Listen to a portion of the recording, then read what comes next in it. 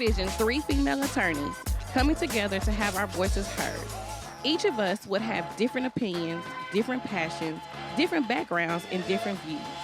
Although we are different and unique, we are able to come together to discuss our experiences, navigating through the legal profession and this thing called life. Now, the vision has come alive, and we invite you each and every week to listen to us as we talk about what's trending in the news and our legal insight, tackle real-life issues that affect not only us as attorneys, but us as women of color.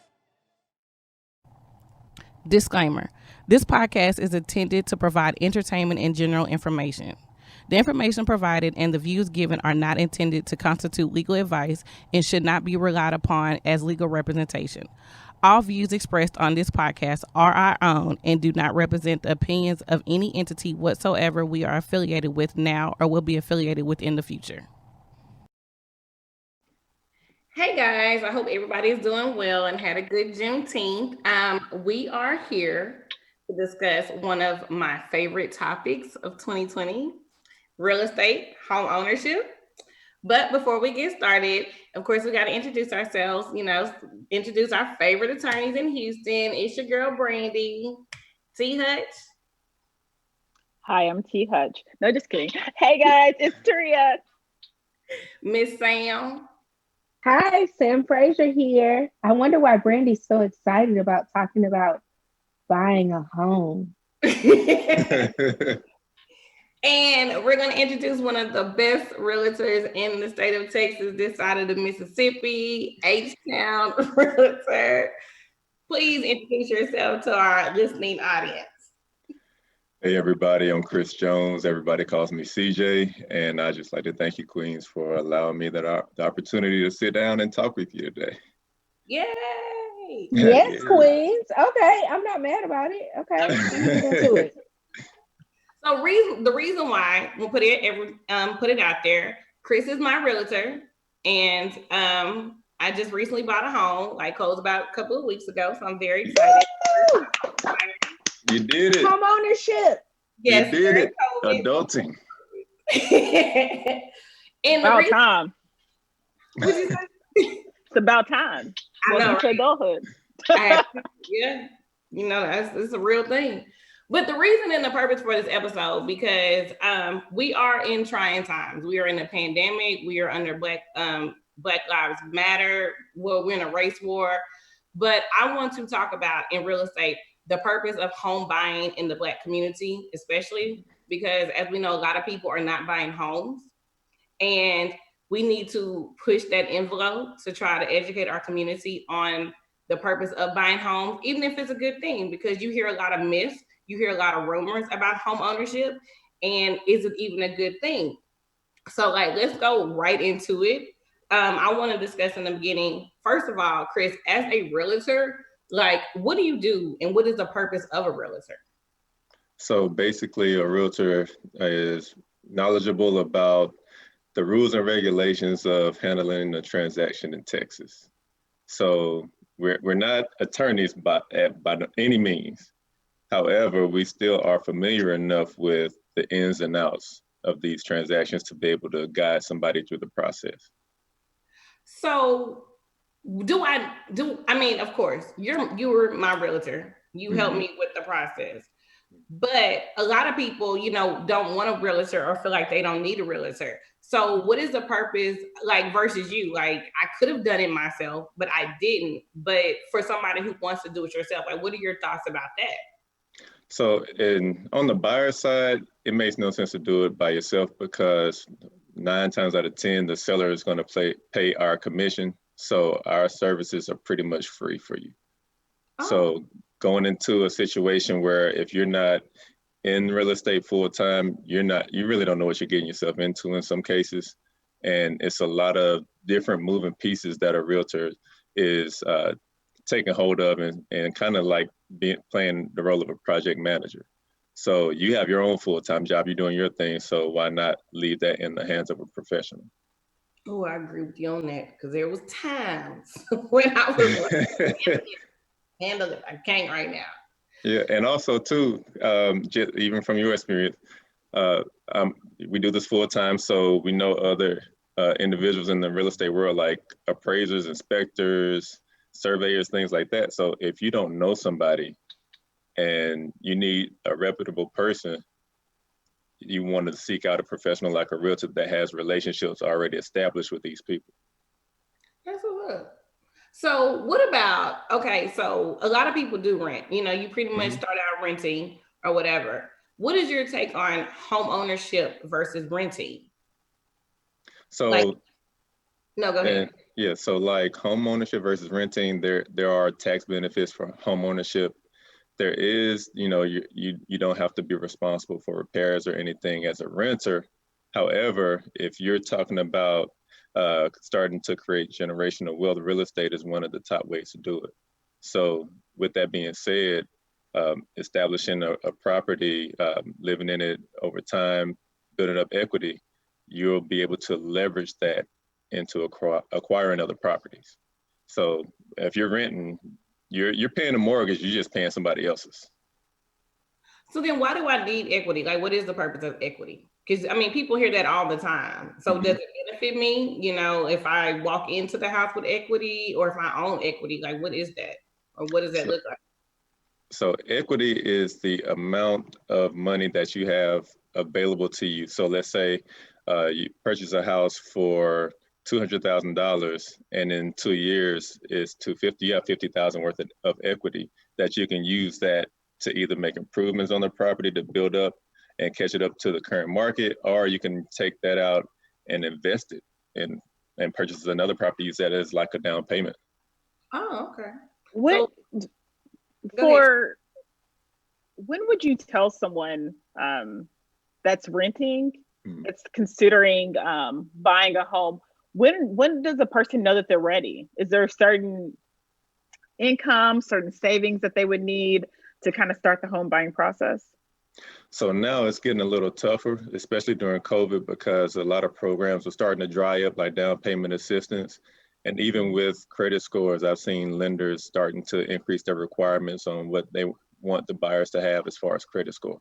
So the lower your credit score, higher interest rate and contingencies and things like that. So if you're interested in buying, I would say, talk with a realtor, talk with a lender, start putting a plan together, because in the future we may not have the resources available that we have now or previously. So you may have to have your own money for your closing costs, where you can't rely on down payment assistance.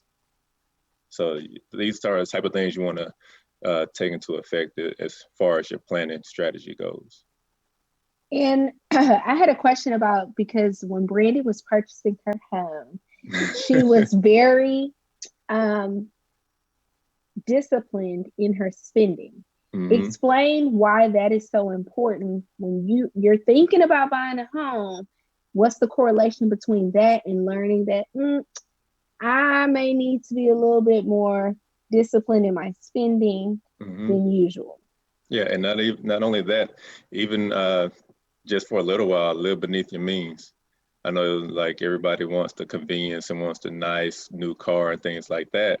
But if it's in the way of you starting to save money, where you can put that towards your down payment and closing costs, I mean, sometimes you have to sacrifice. So, and being a good steward of what you're doing with your money, and there are do's and don'ts when it comes to once you're getting a home loan. You got to stay current on all your bills. If you have any collections or anything, take care of those. You don't want to like start any new lines of credit or anything. Like you got to keep basically do what you've been doing and don't deviate from that. So if you already have a good strategy and following that, you just got to continue that throughout the whole process. But if you don't have a good strategy, let's say you rocking that 520 credit score, and maybe you have a few late charges, a few collections from when you was in college, but you just kind of said 7 years, I'm moving forward, I'm not looking back. What are some things, some tools or strategies that you should probably put in place if you're thinking about purchasing a home? I would say even like from a real estate standpoint, even contact a realtor if you don't have someone that helps with credit repair. That's, I would say, start there, because there are so many things that you can do without having to spend a lot of money that can help increase your score. My credit was bad when I first came out of college. I was in 500s, and I couldn't, like, every credit card I applied for rejected me. So I ended up having to get a secure credit card and like work my way up. So it took me a little longer, but I think if I had like a credit repair person that I worked with, it would have happened faster. I would also say, like, with all of that, because oh Lord, they be in all your business when you go through the home buying process. But one thing that I can definitely say is you told me when I was ready, like with the situation, because it was several times I was like, hey, let's go look at this house. You was like, nope, because by the time you ready, it will be off the market. And my feelings, I was mad and upset and hurt. Like, no, I'm ready now. But you would fall back with, so stop going to brunch, and Sunday fun day had to get cut out. And had to do that. So yes, Sam, your facial expression. I'm just processing. Yeah. I mean, like, if you used to going out popping, 5 bottles, maybe you have to cut it down to 1 or 2. Like, it's certain things you just have to do to like stay focused on the end goal. So once Brandy's in her house now, so when she gets back up and running, it's back to Sunday fun days. Don't think we didn't hear about it. Okay, Sunday fun days at her house. Brandy definitely was not happy about some of them cuts you made her make. It may hurt. It's definitely gonna take you out your comfort zone. But like the quote says, nothing grows in your comfort zone anyway. So what about down payments? How much should you be setting aside for down payments? I know it depends upon the cost of the house, but is it 5%, 2%, 10%? So, and there are it's different types of loans. So FHA is typically 3.5%. And then you have your conventional loans, and that can be different ones, 3%, 5%, 10%, 20%. It's just going to depend on what the lender qualifies you for and what you're available to pay out of pocket. So go ahead. No, like I was going to say, some lenders have grants, but like I said, and participating down payment assistance programs, but with everything that's going on right now, things are just crazy. So these things may not be available. So that's why I said it's good to start living beneath your means, to start to save more money, because you may have to come up with your own later. So are you seeing more millennials buying homes? Not necessarily just in COVID. Like, we are in COVID, so we're going to talk about that as well. Are millennials buying homes? Like, who is like the buying power right now? Or is this a buyer's market or a seller? And is this a buyer's market or a seller's market? So, and that's a loaded question, because it depends. Houston is so big and hyper local, it could be super hot in one area and just dead in another. So with what I see a lot with millennials, for convenience, they want to be in the mix where everything is, but those areas, the Heights, Midtown, downtown, are expensive. So a lot of them are renting.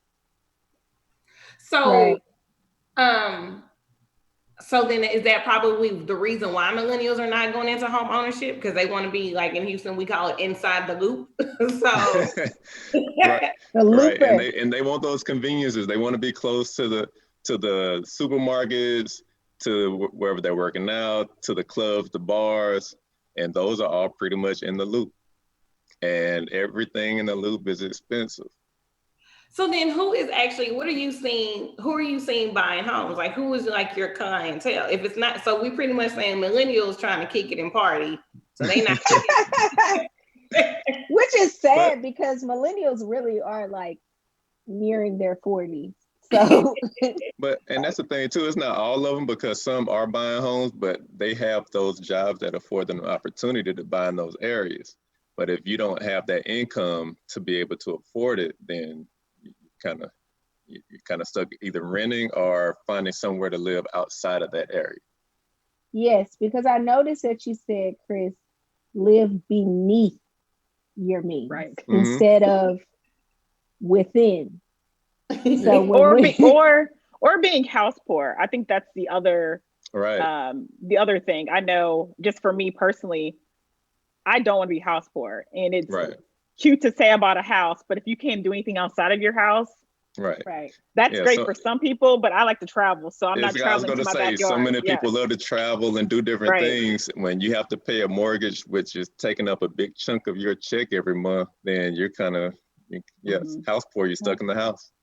Right.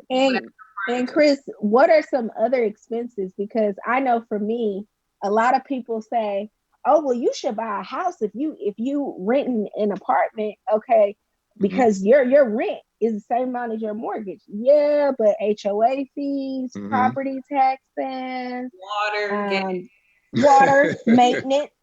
You know, there are other expenses that when you're looking for a home, what should you also be considering aside from I got approved for this mortgage, so I'm good to go. And that's a big thing because not just the mortgage, like you said, HOA, and if you're in the outskirts of Houston, you're 9 times out of 10 going to be in the HOA. There are areas that don't have it, but for the majority, they do. And people don't realize property taxes will make or break if you get this house or not. So depending on where you look, like a lot of people don't realize, even Pearland's got some of the highest property taxes. And you're thinking, all right, I'm not in Houston, I'm going to go a little outside. Nah, they're killing people down there in some places. So you got to be strategic on like where you want to be, what you want to spend a month, things like that. And then like all those numbers play a part. So, and with should you come up with a number? Should you come up with a number that, okay, this is my bottom line, including everything, this is how much I'm going to spend. And then we call you and say, Chris, don't take me to no house that I can't afford. Because you know, salesmen, that y'all love to do that. Look at this beautiful house. You fall in love with the house. I can't afford this house. Why'd you bring me here? See, I wouldn't do you like that. And that's the thing. So you definitely want to set your monthly budget. Tell your lender, this is how much I want to pay. Because, for example, you can be pre-approved based on your income for $500,000. But if you're only wanting to spend like $1,500 a month, that's not going to be a $500,000 house. So even though you're approved for that amount, we're not going to look for that because that's outside of what you're looking for based on what you want to spend a month. I have a question and I want to go backwards just a minute. What are your suggestions for persons that are looking to find a realtor? What are things that they should be looking out for when they're looking for a realtor? Somebody that listens. Like you said, realtors will take you to the house that you can't afford. So somebody that's going to listen to exactly what you need, location, price, all the amenities and things that you're looking for, and be able to package that in a list of available properties to really show you, like, this is what, we sat down and talked about. And anything outside of that just means that that realtor wasn't listening to you. So do you find it like now during the pandemic, are people still trying to buy homes or selling their homes? Yeah, a lot of people are buying because interest rates are still pretty low right now. So people are trying to take advantage of that because we can't predict the future or what's going to happen with interest rates. So while they are this low in the 3s, people are trying to jump on it so they can lock their property in. And are you also seeing that, like in your overall experience, do you see, are Black people basically being, what am I trying to say? Are they are Black people still getting approved for loans? Like, do you see that there's a disparity between, Black home ownership versus like other race home ownership? No, I wouldn't say during this. I've had experiences in the past where I've had people that are ready, but then, like I said, low credit scores will disqualify them. And they may have the money, but then the credit hurts them. So, like, credit is so important when securing a home, securing a good interest rate. And it is really backwards. It's like if you have a low credit score, you need the most help, but they punish you the most.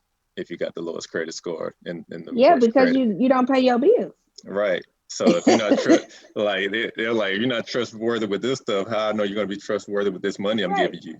Well, Ma'am. or for people that do have low credit scores, there's two ways to have low credit scores. It's without paying your bills, or some people don't have credit. Like I walked out of college and I didn't have any debt, so my credit Right. score looked low because I just didn't have anything in my name. And so, Yeah.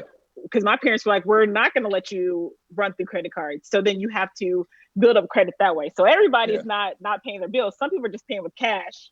Yeah, and that's almost just as bad when you don't have established credit. So, and some tricks that I've learned along the way, where parents will put their kids on their mortgage or on their credit cards, and by the time they're adults, they got like 700-800s, and they're good to go. They're set up. Well, we do that too, but it's mostly like lights, and then it's like it go the other way. Yeah, go the other way. But it's got to be by the something time you on an adult, you got a TXU bill. Like, right. So yeah, definitely got to be smart with it. So I want to like kind of shift the conversation a little bit into like real estate investment, because you had mentioned earlier. So when it comes to real estate investment, so say for instance, even if I just still want to rent, I'm a in the loop person. But I want to go. Yeah, I'm a looper, but I necessarily don't want to live in a house because I'm living my best life, in the loop, down from, where everything is popping. So, but I want to invest in some real estate. Like, how does that work? Like, am I going to go buy me a house and flip it? Or, like, how does that, like, run us through real estate investment real quick? So yeah, that's another loaded question, because there are so many different avenues in real estate investing that you can go into, because you mentioned flipping, but then that's just when you buy a house and sell it. But then you also have what they call buy and hold, where you become a landlord and you rent the property out to a tenant. Oh, so talk about that then. Because I thought that was like flipping a house. No, flipping is just reselling after you buy it. You might fix it up or something and then turn around and sell it. But the buying and holding is the way to start creating wealth, because that's going to be continuously coming into your account month after month. So you're hopefully finding a tenant paying more than what you owe on the mortgage. So so you're making a profit. So that's when you start being able to build that wealth. And then once you start doing that a couple of times, and you may want to apply for a loan to secure another property as an investor, and then the bank sees like, oh, you got some success over here already with these other ones. Yeah, we'll give you whatever you want. So then, can you start off like with that? They say whatever you want. But not $1 million. Can your first home be a buy and hold, or do you have to have a residential property first and then you get a buy and hold? No, you don't. And some people they call it house hacking, where you buy a property, live in it while you fix it up, and then move out and then rent it out. So you can utilize that because there's a tax benefit too, because the house that you live in, you get what they call Homestead Exemption, which saves you a certain percentage on your property taxes. So as an investor, once you own a property, you're just paying the full property taxes flat out if you don't live in that property. Oh, that's good. Yeah, so Brandy, I'll send you the application for filing your homestead January 1st. This homeowner thing, I mean, I got to buy grass and stuff. So you just brought up a good point, though. You said you're going to send her something in January to file her taxes. When does the real estate or the realtor client relationship end? Is it after she signs a person signs the paperwork and they get the keys? Is that how that works? It never ends. I'm Brandy's realtor for life. So, and like I said, as a full-time realtor, I have connections. Let's say Brandy wants to do something where she wants to update something in the house or change something. She needs a contractor. I have contractors that I refer to clients. And like for example, like we're talking about Homestead Exemption, you can only file it the year after you bought your house. So for 2020, since you bought in 2020, you can't file until 21. So just keeping those things in mind, because she's working full time, she's not thinking about property taxes and homestead exemptions off the top of her head. So Yes, my job is to... She should be. Yes, she is, baby. That's important. That's my job to remind her. If she's not, she needs to be. Hello. Right. Yeah. And like I said, and we're watching interest rates all the time. So over time, if they fall again, it may be a good time for her to refinance. So I'll reach out to her for that. It's a relationship. With my clients, they're family. So she's got me for life. So, Chris, I have a question. I'm sorry. No, I'm saying sorry that to cut you off, you're saying when you're looking for a realtor, make sure you feel a realtor that you're comfortable with because of those. Because some realtors will fall off once you get the keys. Mm-hmm. Yep. So, Chris, I have a question, and this is from a selling side when you're selling a home. Mm-hmm. I do a lot of family law, and a lot of times when we're trying to put the house on the market or we're advising clients, hey, you need to put the house on the market, these are individuals who sometimes are negative in equity. Okay. Can you explain to the listeners what is negative equity? And if you're in that position and you need to get out of that position, what is the best way to do that, if any way? Yeah, that's a tough one because just like we're talking about positive equity, if you have, like, let's say the balances on the house is 200, but then it's improved so much in the area that they're saying that it's valued at 250, that's positive equity. The same thing in reverse would be negative equity. Let's say the area takes a downturn or the economy does and buyers aren't buying like they were. That's gonna affect you negatively. So in that case, is really tough. That's a tough spot to be in because if you really have to sell, it's not many options that you can take. I mean, you even like from a real estate standpoint, even if you decide to sell on your own without a realtor, which is something that you can do, you're still putting yourself at risk because you're not familiar enough with the process and the documentation that you need to get it done. You still ended up putting yourself at a financial risk if something is done incorrectly. So maybe you should refinance if possible to lower your cost, I guess, of the house. Yeah, you could refinance. You can reach out to your lender, to your bank, and there's it's possible they can agree to do what they call a short sale, which doesn't mean you sell it really quick. That just means that they're willing to take a lower amount than what you owe on the loan to get it sold. So they're like, okay, we'd rather take something than nothing. Yeah, over time, maybe having to foreclose on somebody or something like that.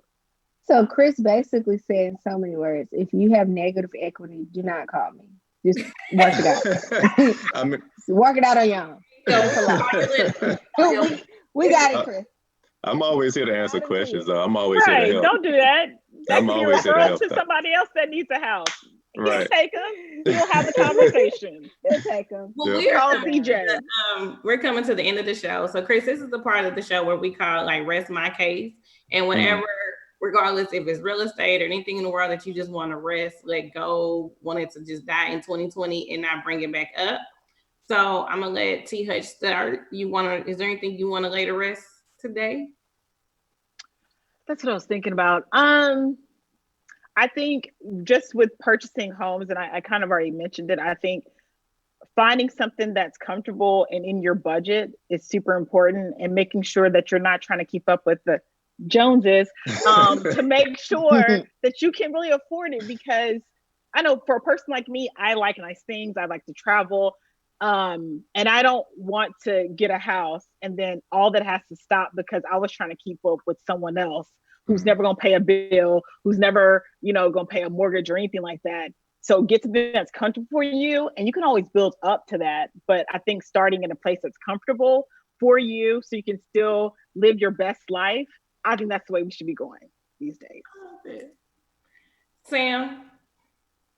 I'm going to piggyback off of Taria a little bit, and I'm going to talk about, like, when you are purchasing a home, stop watching HGTV and House Hunters and thinking that process is going to go smoothly like that. House Hunters has already pre-selected those people they've already looked at the house, and most of the time they've already been pre-approved. So with that being said, don't try to be cute and waste realtors' time looking at something, again, you can't afford, or that you can afford the mortgage, but when you talk about property taxes, because they will come and get your house if you don't pay those, if you can't afford the location, take that into consideration, okay? Turn off HGTV, turn on Dave Ramsey, create you a budget, and move forward. I like that. Well, y'all know House Hunters reached out to me, so. I will tune in, Brandy. No, I turned it down. I declined. It wasn't working in my schedule. It couldn't fit in my schedule. Because with House Hunters, how it works, I'm putting the T out there. They already got the sites. So you have to already have clothes on your house. You have to have clothes, and you cannot move in. So I was like, I got furniture coming. I can't keep pushing my dates back. I don't know when y'all trying to record. So you have to have, so when they pick their house at the end, you have to have already closed. It is yours. Brandy, don't tell my mama that. That's her favorite show. Don't tell her that. She when I go to my mama's house, we really have to sit and pick which house they gonna pick. Okay. Well, you're still trying to figure out which house they picked, but one of those houses is their actual house. So at the end, because house hunted instead of house. Well, no, and then the other houses are usually, aren't they like their friends and family houses? They're not even like, a lot of times people use their houses. No, there are other houses, because what they wanted Chris to do, because Chris was going to use my realtor, Chris was going to sit with them and actually just choose other two houses to look at. We were going to actually don't tell Chris game. Chris want to be on House Hunters. Right.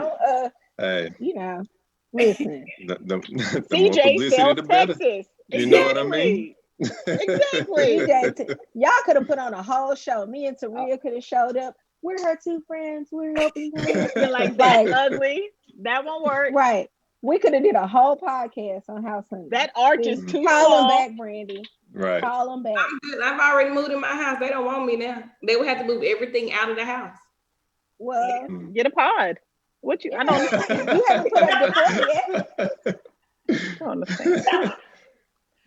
All I want to lay to rest basically is the fact that I just not necessarily lay to rest. I want our Black people. I understand if you live in a loop, you love renting. That is so awesome and so great. But I want Black people to start buying versus renting.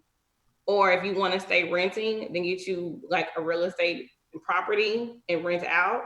Because I'm harping on generational wealth, because like I said, we gotta move our community forward. So as a first-time home buyer, I'm trying to encourage everybody to get a home. Don't be house poor. Don't be house poor, and don't focus on what anybody say. Like, you know, if you love Pearland but you can't afford Pearland, that's okay. And the property taxes is almost 4% right about now. But keep driving. Just get somewhere you can stay in your house for 5 to 7, maybe 10 years if you want, and you can rent it out, and then you can go back into your favorite spot and upgrade. But I am pushing home ownership for all my home ownership. Or you could even do short term, like Airbnb. I know a lot of people who they just do Airbnb, and that helps pay for their mortgage. Yeah. Depending on how nice your house is. Right. So Chris, what's your later rest? What do you want to lay? Do you have a later rest? Yeah, I'm gonna later rest the mindset of instant gratification, where, you know, like we're talking about, I want it now. In a lot of cases for people, you can't have it right now. Like we were talking about, all right, we got to put a plan together, get these savings up and get this credit up, and then we can get what we want. But a lot of us want it right now, and it just doesn't happen. And then we say, okay, it ain't meant to be. You just don't want to put in the work. So I want to lay that to rest. It's work. It's Mm-hmm. patience. All patience. Well, So you mean to tell me that if I want to buy a house tomorrow, I just can't up and call Chris Sells Texas and you gonna find me this $1 million house with a $5 mortgage? When you call me, we're going to sit down and have a talk first anyway. So Okay. we're going to have a consultation.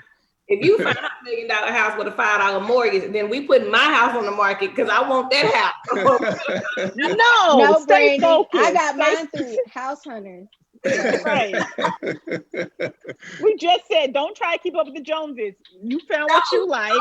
Let her know what she like. That was your house. Don't be trying to come up in here house. for my $1 million house. I want $5 mortgage for $1 million house. I want that. But it's okay, because I'll be in there for 2 minutes because you gotta pay the maintenance. Yes, you do. Well, thank you, Chris, for being a part of our show. Let everybody know where they can contact you. You know, if they're looking to buy, sell their house, you know, let everybody know where they can follow you on social media, phone number. How can they reach out? Oh yeah, I'm on, Facebook, Instagram, Twitter, at CJ Sales TX, like in the back. Or you can give me a call, 832-33182, or email cjsalestx@gmail.com. Cool beans. Sam, are we following you today? Y'all gonna follow me to CJ Sales Texas, and we're gonna get this plan together. We're gonna work on this budget, and then I'm be like Brandy and buy me a house too. Mm-hmm. There we go.